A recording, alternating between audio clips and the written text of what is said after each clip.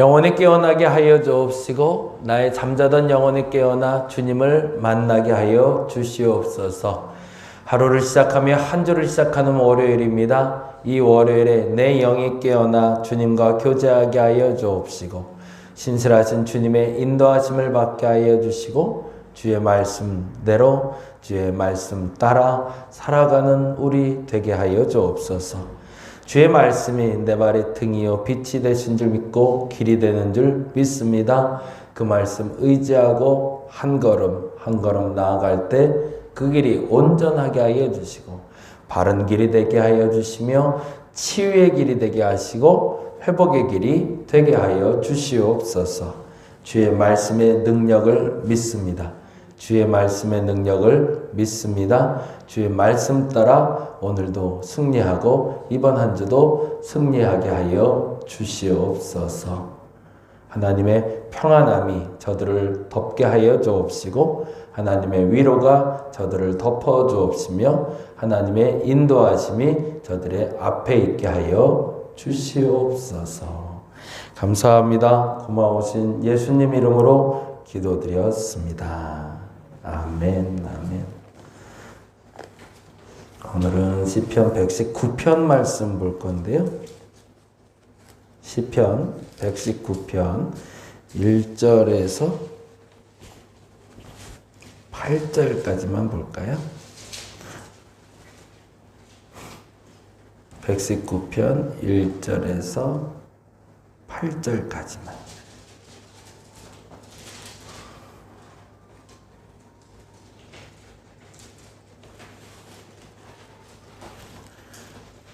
네, 우리 천천히 한 목소리로 119편 1절에서 8절까지 같이 한 목소리를 읽겠습니다.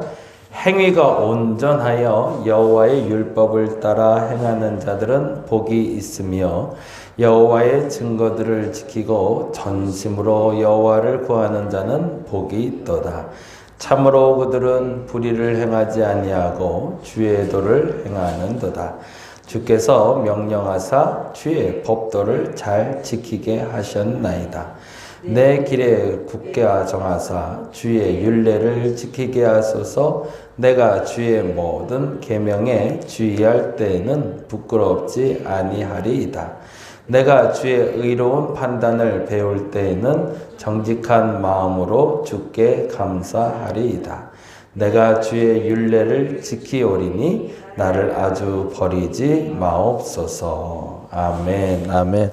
시편 119편 역시 누가 썼는지 언제 썼는지는 알려져 있질 않아요. 그런데 거기다 요 단어는 한번 적어 놓으시면 좋을 것 같아요. 답관체라고요. 답관체. 많이 들어보셨을 수도 있고 혹시 처음 듣는 분들도 있을 텐데 답관체. 그냥 말 그대로 풀자면 머리를 밟고 가는 글이란 뜻이에요. 머리를 밟고 가는 글. 그 말은 뭐냐면 그 영어에도 알파벳이 있고 히브리어에도 알파벳이 있잖아요. A, B, C, D. 우리나라는 가나다라처럼 그 맨 앞에 그 알파벳의 첫 글자를 쭉 넣고 그것을 따라서 쓴 시다. 그래서 답관체라고 합니다. 그 시편 내에서는 크게 하나, 둘, 셋, 넷, 다 읽으면 8개 정도가 이런 답관체가 나오는데 9편, 10편, 뭐 25편 뭐 이런 식으로 이렇게 답관체로 적힌 시들이 있어요. 그 중에 가장 완벽하게 쓰여진 답관체의 시편이다라고 알려져 있어요. 그래서 1절부터 8절까지 9절부터 16절까지 해서 8절로 나뉘어서 22개로 나눠져 있습니다. 그래서 이 22개가 다 알파벳 순서대로 쭉 연결돼서 거의 완벽하게 지어진 시로 알려져 있고요. 총 그래서 22연으로 되어 있습니다. 그래서 176절로 이루어진 시고요. 84절, 90절, 122절, 132절만 빼고 다 말씀 얘기가 나와요. 84절, 90절, 122절, 132절. 그 4개만 빼고 나머지는 모든 구절마다 주의 말씀이 주의 규례는 뭐 이런 식으로 나와요. 그렇게 한번 적어놔 보시죠. 적어 놓으시고 한번 좀 같이 보시면 좋겠는데, 예를 들면 84절엔 이렇게 돼 있잖아요. 주의 종의 날이 얼마나 되나이까? 나를 핍박하는 자들을 주께서 언제나 심판하시나이까? 식으로 거기에는 주의 율례, 주의 법도 이런 단어들이 나오질 않죠. 그리고서 나머지 부분에는 주의 말, 나의 말, 말씀, 뭐 율례, 규례 뭐 이런 식이 나오는데, 말씀에 대해서 단어를 이렇게 적어놨네. 법도, 율례, 계명, 말씀, 규례, 증거 등의 단어들을 쓰고 있습니다. 법도, 율례, 계명, 말씀, 규례, 증거 등. 그러면 시편 119편을 보면서 우리가 찾아야 될 건 뭘까? 말씀에 대한 나의 믿음의 고백을 찾으시면 돼요. 나는 말씀을 무엇이라 고백하는가?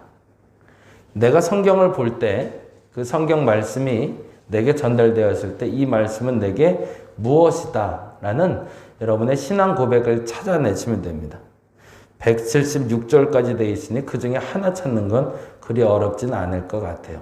그래서 그 중에 내 마음에 가장 와닿는 말씀의 은혜가 되는, 더 정확히는 나에게 말씀은 이것이다 라고 정의할 수 있는 하나님의 말씀에 대한 정의를 찾아내시면 그 말씀이 여러분을 이끌어 가실 겁니다.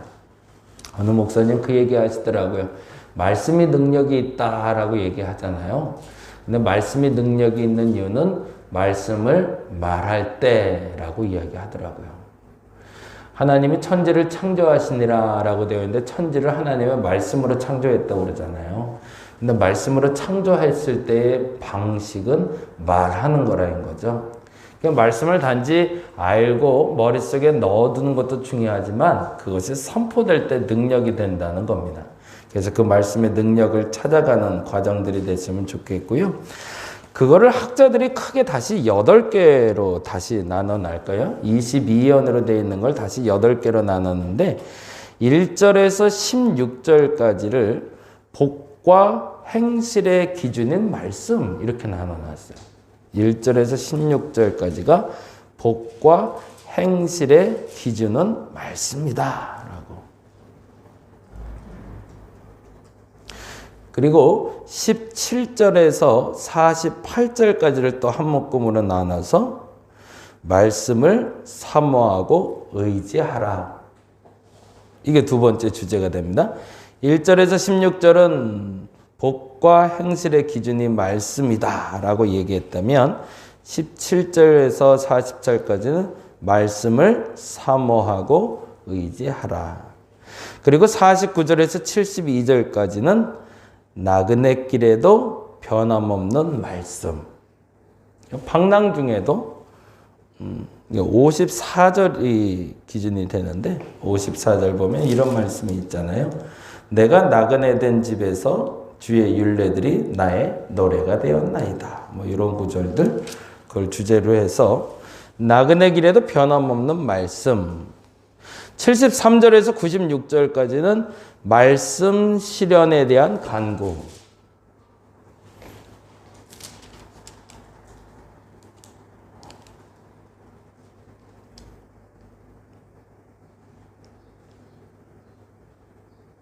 그래서 8절 같은 걸 보면 내 마음으로 주의 율례들에 완전하게 하사 내가 수치를 당하지 아니하게 하소서, 뭐 이런 구절이 나옵니다. 그리고 97절에서 120절까지는 희락과 심판의 원천, 기쁨의 원천이 되는 말씀에 대해서 이야기합니다. 말씀은 기쁨의 원천이 된다. 그래서 희락 그리고 심판 얘기를 하는데요. 103절, 우리가 너무 잘 아는 구절이죠. 103절. 주의 말씀의 맛이 내게 어찌 그리단지요 내 입의 꿀보다 더하니이다. 뭐 이런 말씀. 그리고 105절에 주의 말씀은 내 발의 등이요 내 길의 빛이니이다 등의 말씀이 적혀 있습니다. 실학에 대해서. 그리고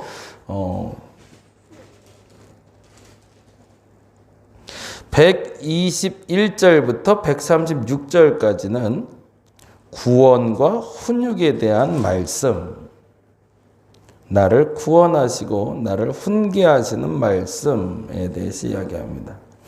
그래서 130절에 보면 주의 말씀을 열면 빛이 빛이요 우둔한 사람을 깨닫게 하나이다 라는 식의 교훈이 되고 훈육이 되는 말씀에 대해서 이야기하고 있고요.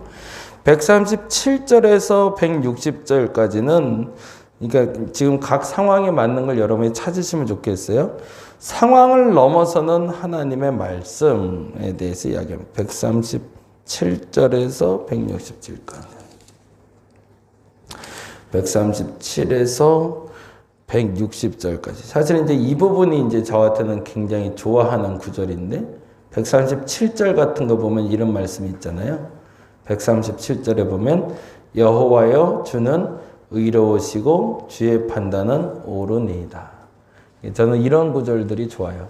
그러니까 각자 자기에게 마음에 하나님이 주신 말씀들을 찾아가시면 될 것 같고요.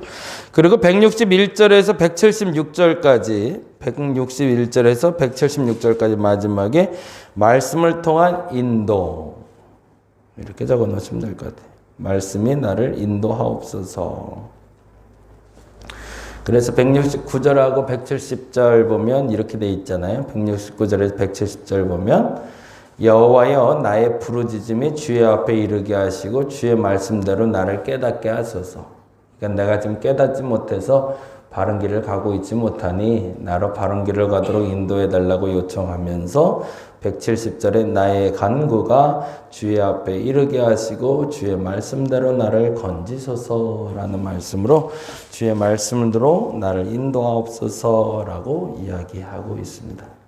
제가 개인적으로 아까 좋아했던 구절이라는 건 아까 말씀드린 대로 137절에 여호와여 주는 의로우시고 주의 판단은 옳으니이다 라는 구절이고요. 사실은 119편 1절 2절이 오늘 이 119편의 주제가 돼요. 그래서 119편 1절 2절만 다시 한번 읽고 마무리하려고 하는데요. 119편 1절 2절 같이 한번 읽어봅니다. 1절부터 볼까요? 행위가 온전하여 여호와의 율법을 따라 행하는 자들은 복이 있으며, 거기 행위가 온전에 줄을 좀 쳐놓고요. 율법을 따라 행하는 자 거기다 줄을 쳐놓고, 그리고 이건 더하기가 아니라 같다라는 표시하시면 될 것 같아요. 행위가 온전한 건 뭐다? 여호와의 율법을 행하는 것이다. 근데 그 사람은 어떤 사람이다? 복이 있는 사람이다. 우리가 행위가 온전하다 말할 때 그 행위의 온전함의 기준은 하나님의 말씀대로 살고 있는가? 거기에 있고, 하나님의 말씀대로 살고 있는가? 거기에 아멘할 수 있다면 우리는 복 있는 사람이다. 그리고 다시 한번 또 얘기합니다. 2절에 여호와의 증거를 지키고 전심으로 여호와를 구하는 자는 복이 있도다. 또 그 등식으로 같다라는 표시를 할 수 있는 게 나오네요. 뭐가 나오죠? 여호와의 증거들을 지키고, 그거와 뭐와 같을까요? 전심으로 구하는 자. 그것이 같다. 하나님의 말씀을 지켜가는 것, 그것은 아까 말한 율법대로 행하는 것이라면, 그러면 행위가 온전한 건 뭘까? 마음의 온전함, 전심으로 여호와를 구할 수 있다면 그게 복 있는 거다. 그래서 이 네 가지가 저와 여러분의 기도의 제목이 되었으면 좋겠습니다. 행위가 온전했으면 좋겠다? 그럼 어떻게 하면 될까? 하나님 말씀대로 살면 돼. 근데 하나님 말씀대로 사는 건 뭘까? 하나님이 군데 나의 삶의 처소 가운데 증거를 남겨놓으셨는데 그 증거를 지키는 것. 근데 그도 모르겠으면 뭐 하는 거죠? 마음의 전심으로 의심 없이 가식 없이 하나님을 구하는 것, 그것이 복이다.